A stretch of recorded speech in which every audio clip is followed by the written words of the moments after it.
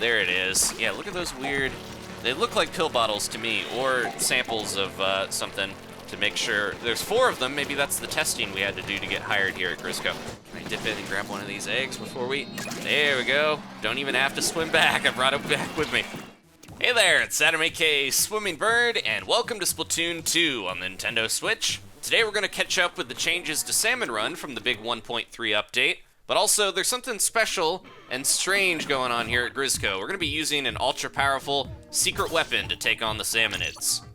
Okay, so here's the rub. We've got kind of a bizarre rotation. We have randomized weapons. Anything that we could possibly use in Salmon Run is going to be in the rotation. You won't know what you got until the wave starts, and it looks like, yep, we got the Jet Squelcher to start. Pretty good one for this mode. And that is going to be just our first one. We have no idea what we're going to get as we keep going, but there is a new weapon in the mix, something that is banned and definitely would be illegal in normal multiplayer, the Grizzco Blaster. It's from Mr. Grizz's personal collection, and it is pretty crazy, so I'm going to cross my fingers. We should get it pretty soon here, I would think. It has a higher chance of showing up in this special event, and it is definitely worth checking out. But in the meantime, let's start with the changes to Salmon Run from the 1.3 patch. Now, I covered the normal multiplayer changes in a separate video, so if you didn't check that out, I'll put a link in the description and in the end slate if you want to keep watching this to check out the normal multiplayer changes. Speaking of which, the first change in Salmon Run is that the newly buffed Stingray and Splashdown are also buffed in this mode as well. There were lots of special buffs, a couple nerfs to normal multiplayer, as well as, you know, the Tri-Slosher nerf that was a long time coming. But the Stingray and Splashdown, let's go over those real quick here. The Stingray, if you hold it down for a second and a half now, you get this shockwave, almost like a mini killer whale in a way. It will have a larger radius to do damage, still does the same damage, and that's a nice little buff because if you use the Stingray special, ooh, jeez, you know that the, warming up here. You know that the Stingray is a little tougher to splat with because you have to get a fix on your target for long enough to actually do that continuous damage. So there we go, and also the firing duration of the Stingray was extended by half a second, so that is going to be nicer to have a little bit more time to blast that weapon off. You can't really move around too much with it, you know, or go back in the ink if you want to get that shockwave, but it is nice to have. And whoa, there it is. Okay, we got it, the Grizzco Blaster. There's a quick look at it there. It is bizarre looking. It's like Mr. Grizz took a blaster, just kind of ripped it apart. It's very industrial looking, as is the theme in this mode, of course, and it looks a little bit like a car engine that's been souped up. It has what looks like old pill bottles sticking out of it to expand the capacity and soup it up. It's a weird fusion of a lot of blasters. There it is. Yeah, look at those weird... They look like pill bottles to me, or samples of something to make sure. There's 4 of them. Maybe that's the testing we had to do to get hired here at Grizzco. But yeah, the speed of this thing, it is crazy. It's kind of close to the Clash Blaster in the rapid fire rate. It doesn't do like a crazy amount of damage. It's definitely less than some of the other blasters, but it is almost like a best of all of them combined. It is definitely something that we would not necessarily want to have in normal multiplayer unless everyone was all using it, because it is way too strong to use against other Inklings. So of course, Mr. Grizz has weaponized it to throw out against these Salmonid here. And it really is just like the developers, I'm sure they were messing around with different parameters for the weapons and tried out some crazy stuff with the blaster and thought it was too fun to not use. So here it is in Salmon Run.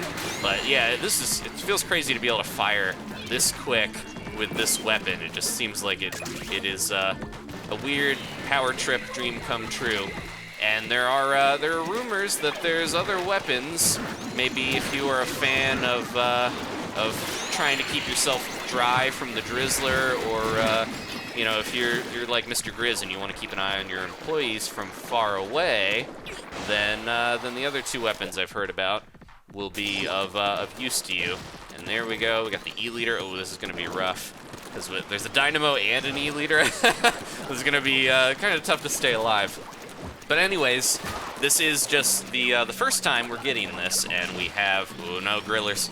The Grizzco Blaster is the only one so far, but it is a fun one for sure, and hopefully we'll get it again here before my shifts are up for this rotation.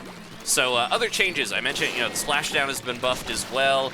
They decrease the amount of time that you remain at your peak height of your jump by 10/60ths of a second, which is kind of, it seems like a very minuscule amount of time, but it allows you to get that splashdown off faster and be vulnerable less of the time. And they also increase the peak height of the jump by roughly 31% rather. The jump being a little higher means you're not going to be picked off as easily by short-range weaponry. You're not just kind of hovering slightly above the ground like originally with the splashdown. And then also the damage, the minimum damage caused from it was increased from 40 to 55, so you can, still do a good amount, half an Inkling's life, even if you don't really hit them directly on. This is crazy. I got one after me. This little small fryer not giving me any quarter. Gotta use the special to do or die here. And yeah, last but not least, they decreased the points required to use it with certain weapons that it was paired with, but that's not going to be applying to Salmon Run, obviously, because we just get our 2 MRE meals on our head to use it. There we go, okay. Try and get these guys out of here. I don't think we're going to hit the quota, unfortunately. Those numbers are orange. So yeah, this is a thing that I learned, that if you see the orange number, yeah, we don't have enough eggs, and I'm not going to be able to get them. That's a wrap. All right, well, that was the warm-up one. But yeah, the numbers, when they're orange, the countdown, you know you don't have your quota, and they'll turn green when you actually do have it. So that's not a change. That's, it's something that I don't think a lot of people noticed. I didn't notice for quite a while. So there we go. All right, Mecha Shiva and the others tried their best, but we weren't able to do it. Luckily, that was wave 3, so we're not getting knocked down at all. Let's get another shift going. Okay, back to the changes to Salmon Run. Now, bombs thrown by Steelhead, they will no longer land on top of flyfish or scrappers. So, that's not that big of an issue, but I guess having a flying bomb is even scarier than you would normally have to deal with a flyfish. So that's just kind of a nice thing that it doesn't get caught up on that stuff. And, ooh, almost missed that. We're down low tide here, and fog, jeez. So they did fix an issue where if you were trying to use the stingray on a steel eel and you were hitting any part of them but the spot that you're supposed to hit, the little guy riding on the back, the actual live part of it, then it would deal no damage, and it was just kind of a weird glitch there. But they have, oh, jeez. Tried to cut that a little too close. But they did fix that, so the stingray even more useful. Plus, it has that buff, of course. There was an issue where if you were trying to damage the griller with the stingray, and you were trying to shoot through it, then you wouldn't really do the damage that you're trying to do. You now can shoot through the grillers with the stingray. So stingray, I feel like already was really, really useful in this mode, being able to take down the mothership and stop it from getting to the basket, and hit far off things like flyfish and other stingers and stuff. Already very useful, now even more so. I don't have it this rotation here, this shift, unfortunately, but it's good, trust me. And then the other stuff we had, I'm trying to remember here, there was oh yeah, so this one, if you watched any of the last handful of episodes on the newer map, Lost Outpost, with me, playing on there, I noticed that steelheads, they were being kind of weird where they weren't throwing off their stink sack things, their projectile, whatever you want to call them. They were not throwing those out. It's probably drool or something. They weren't throwing them out sometimes. It was really bizarre, but now they will throw them properly. I noticed they would just kind of pace around, and I think it was usually when they were in that main house area that they would have some troubles with that. Didn't get the Grizzco Blaster, but I'm happy to have a splatter shot, always a good weapon. So now that has been fixed on that map. There was an issue if 2 players were trying to pick up the same golden egg right at the end of a wave, then one of them would not be able to pick up golden eggs during the following wave, which is really bad. That's the name of the game here, is getting them eggs in there, and that was a really good deft bombing of the flyfish. Man, my teammates, they're on point here. But yeah, yes, so you can get eggs with no fear of egg blocking your buddies. which is definitely nice to see fixed. There's an issue where if you're playing this online and then you saw players in your plaza, they would just have Splattershot Juniors for some reason, so it's just kind of a minor thing, but it's nice to have that fixed as well. There's a thing where if a player disconnected just prior to the start of a round in Salmon Run, they would appear holding a Rainmaker-like weapon, which is kind of, that feels like a weird urban legend. It's like, did you hear the one Inkling that brought the Rainmaker into Salmon Run? Even Mr. Grizz wasn't down for that. He's got no scruples, as we have learned from this new blaster. But that was fixed. There was an issue where you have location arrows with players and stuff with their titles being incorrect on the results screen. If they disconnected right before the round was over, that was really close, trying to get up there past that weird spit blob. Oh, jeez. There's definitely, he's doing something with his mouth because the steelhead has weird things connected, like a scuba diving gear. I gotta inkjet out of here, even though it's early. Let's end of round 2, or wave 2. I might as well use one of my specials. Where's that? Okay, we're good. Let's save my buddies as well. Keep me alive a little bit longer. We're good. Okay. And then the last change, there was a communication error in the old era of Salmon Run. There we go. I got it. Get a good look at this if we can here. So I really want to see. It does look like pill bottles, doesn't it? They're kind of like weird. Yeah. I don't know. All right, let's go here. Just want to get a good. Oh, jeez. Well, maybe I can. Maybe I can try to assist. I meant to do that. I was gonna stay up here on the cannon for the Cohawk charge. No, I wanted to get a good look at the blaster before we finish up because I wanted to make sure you guys got to see it. It's kind of weird looking, but it definitely fits the mode. So yeah, the rollers, if you were rolling way too slowly, you're getting disconnect errors. Just like in normal multiplayer, if you're kind of idle, it will boot you because you're not actually playing. But the issue was Salmon Run, that's one of the best strategies for the Salmon Rush mode, is to just, any roller basically, even the carbon kind of works all right for it. You just kind of creep forward, you hold your roller out and you creep forward to roll over all the salmon that are rushing in because they're so much weaker in that wave, and it is a really good strategy to use. Unfortunately, people are getting booted because the game thought that they were idle since they were, you know, sitting, rolling so slow, but they fixed that. It can tell if, can I dip in and grab one of these eggs before we, there we go. Don't even have to swim back, I brought it back with me.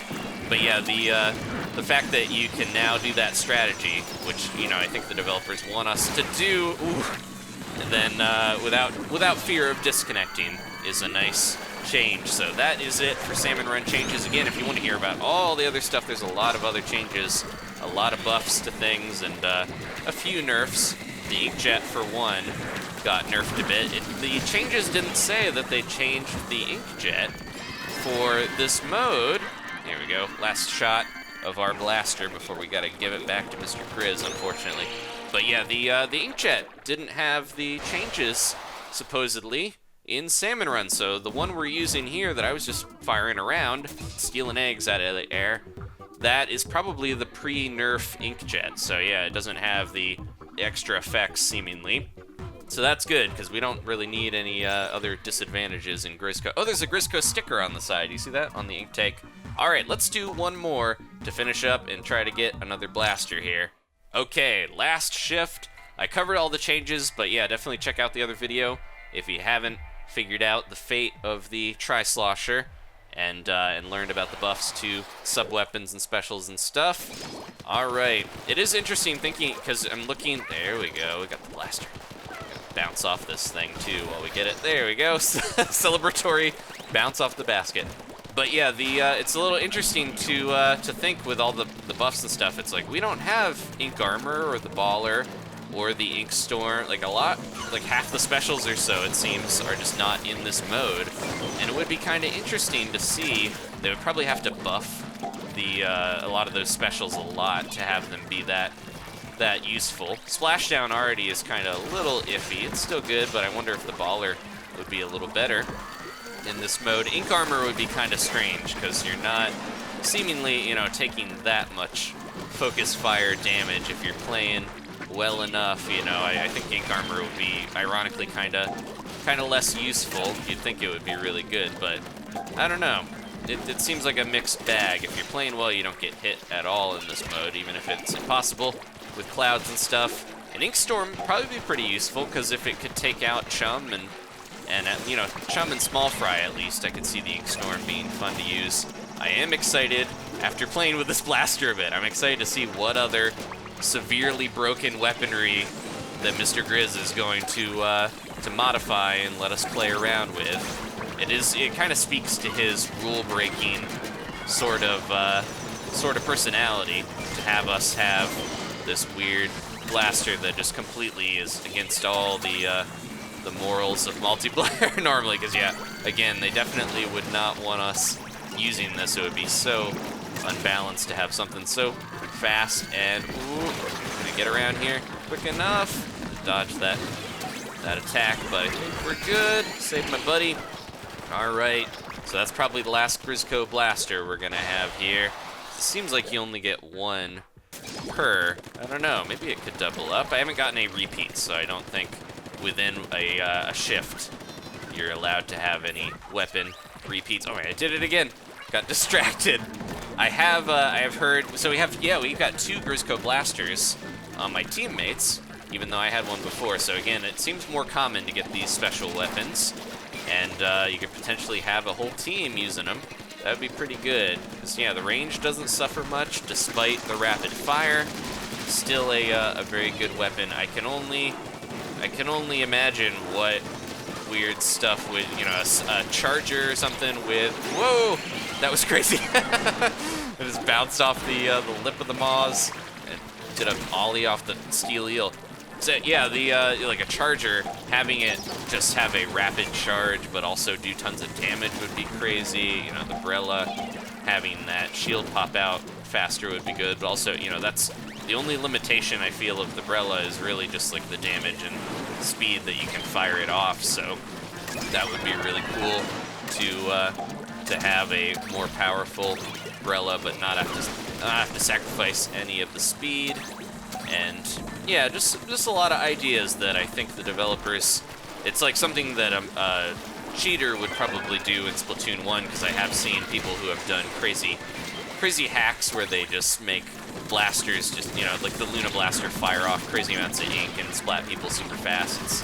It's that sort of thing. Oh no, the most embarrassing, the Small Fry out of the fly fish is the worst way to go, it feels like. But yeah, having like what seems like severely modified weapon. Well, you know, you can tell they're modded because Mr. Grizz has messed with the actual look of them.